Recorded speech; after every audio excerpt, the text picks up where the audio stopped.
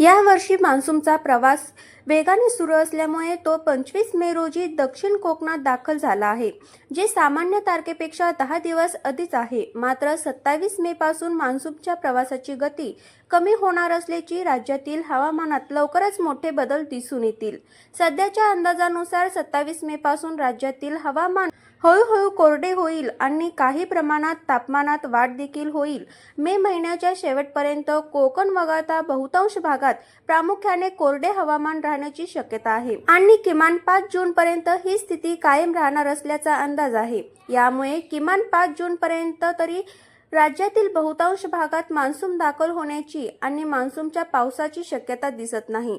या दरम्यान देशातील इतर भागात सुद्धा मान्सूनचा प्रवास तात्पुरता थांबू शकतो. यावर्षी राज्यातील अनेक भागात दमदार मान्सून पूर्वीचा वादळी पाऊस पडला आहे. आपल्या भागात मान्सून लवकरच दाखल होईल अशी अपेक्षा करून अथवा खोट्या बातम्यांवर विश्वास ठेवून शेतकऱ्यांनी पेरणी किंवा लागवडीची घाई करू नये, असे आवाहन कृषी विभागाकडून करण्यात येत आहे.